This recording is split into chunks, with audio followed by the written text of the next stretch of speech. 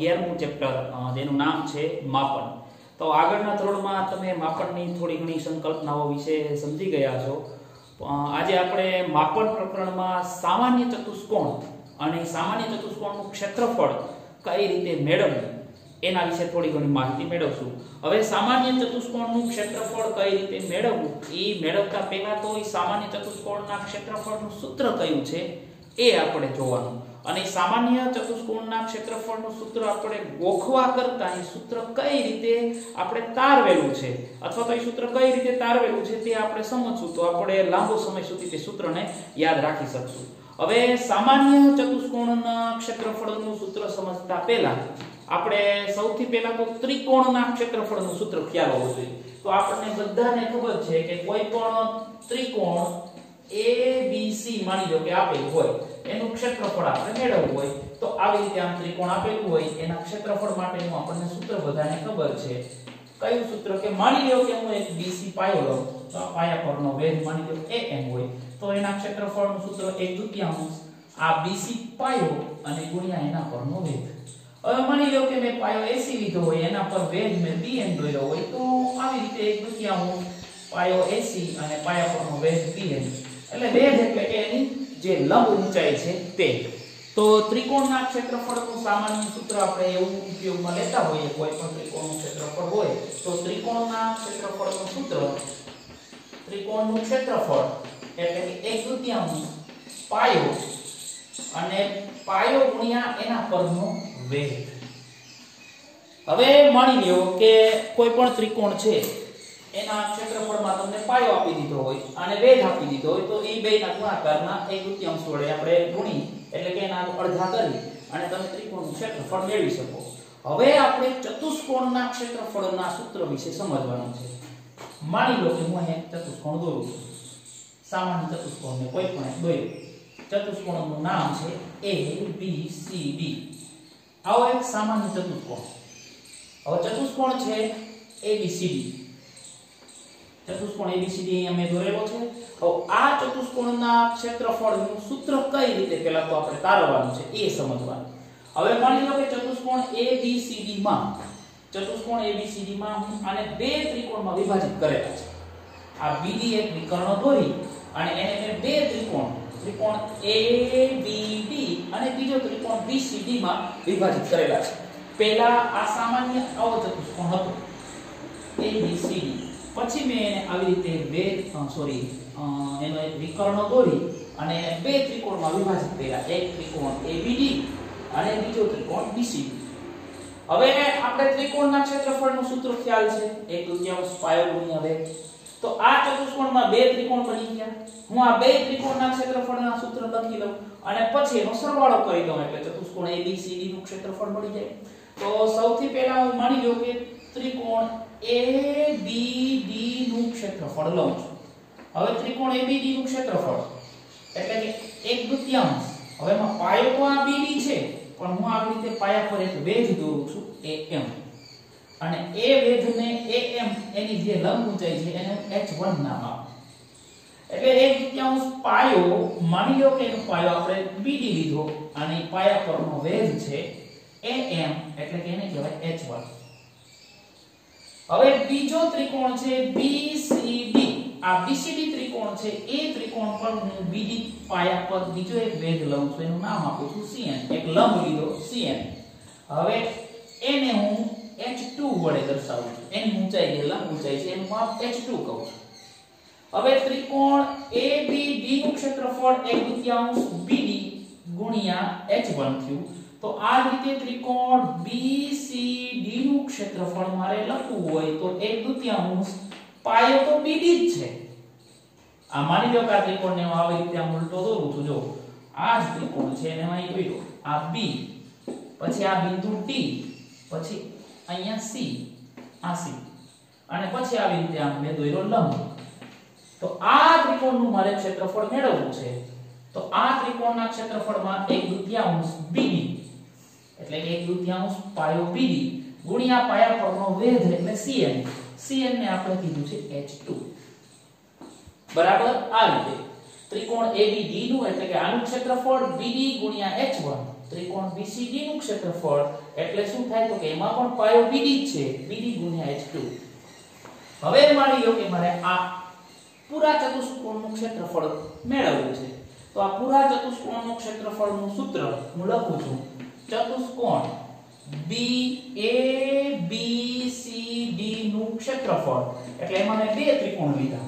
એક ત્રિકોણ ABD લીધો એટલે હું અહીં લખું છું ત્રિકોણ ABD નું ક્ષેત્રફળ.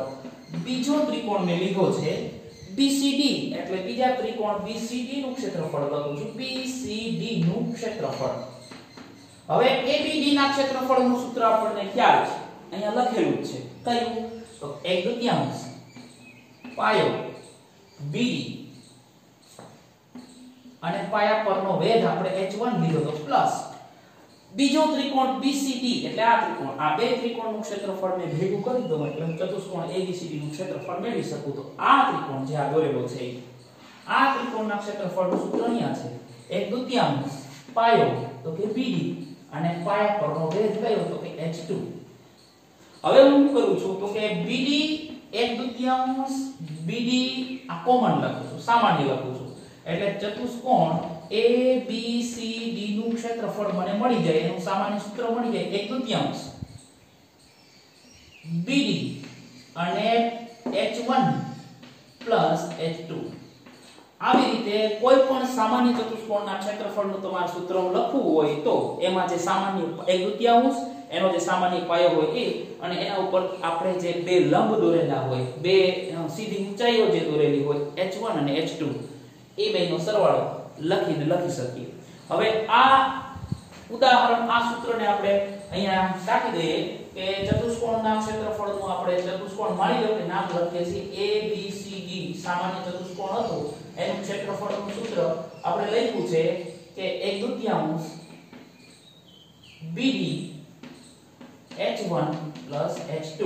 એ H1 અને H2 છે એ સામાન્ય વેધ છે. હવે એક ઉદાહરણ સમજીએ. એક ચતુષ્કોણ આપેલો છે, ચતુષ્કોણનું નામ છે PQRS અને એમાં માની લો એક ચતુષ્કોણ આપેલો છે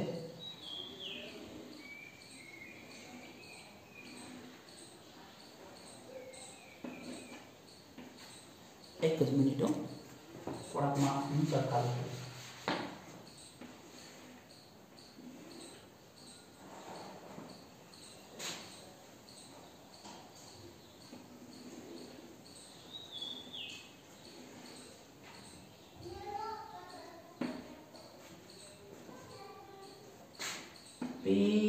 PQRS. હવે અહીંથી અહીં સુધીનું એમાં માપ આપેલું છે, આ માપ આપેલું છે અને આ માપ આપેલું છે. આ જે લંબ ઊંચાઈઓ આપેલી છે એના માપ આપેલા છે. એમાં આ લંબ ઊંચાઈનું માપ છે 2.5 સેમી એટલે કે આપણે એને કોઈ પણ એક H1 કહીએ. અહીં આપણે H1 વડે દર્શાવીએ. H1 બરાબર 2.5 સેન્ટીમીટર. પછી આ જે ઊંચાઈ આપેલી છે એનું માપ આપેલું છે 1.5 સેમી એટલે આને આપણે H2 કહીએ. H2 નું માપ આપેલું છે 1.5 સેમી. પછી QS એટલે આપણે જે BD હતો એટલે કે એનો સામાન્ય જે પાયો હતો એ સામાન્ય પાયાનું માપ QS બરાબર આપેલું છે 5.5 સેમી. તો અહીંયા આપણે લખી નાખીએ 5.5 સેમી. હવે ચતુષ્કોણ અહીંયા ધ્યાન રાખજો ખાસ. ચતુષ્કોણ લખું છું. ચતુષ્કોણ PQRS નું ક્ષેત્રફળ બરાબર આ સૂત્ર મૂકવાનું એટલે 1/2 આમાં જે BD હતો એ આમાં QS છે 1/2 QS ગુણ્યા ઉદાહરણ નંબર 1 સ્વાધ્યાય 11 માં આ ઉદાહરણ નંબર 1 આપેલું છે. PQRS નું ક્ષેત્રફળ 1/2 QS ગુણ્યા H1 એટલે આ H1 H2. QS નું માપ આપેલું છે 5.5 ગુણ્યા H1 એટલે કેટલા આપેલા છે 2.5 પ્લસ H2 એટલે 1.5 સેમી. 2.5 અને 1.5 નો આપણે સરવાળો કરીએ એટલે 1/2 1/2 ગુણ્યા 5.5 ગુણ્યા 2.5 અને 1.5 એટલે થાય 4. આ બેનો સરવાળો 4 થયો. 2 નું 4 એનો ગુણાકાર કરીએ એટલે 11 સેન્ટીમીટર વર્ગ અથવા 11 ચોરસ સેન્ટીમીટર આ ચતુષ્કોણનું ક્ષેત્રફળ આપણને મળે. તો આ જ રીતે હું તમને એક હોમવર્કમાં આપું છું.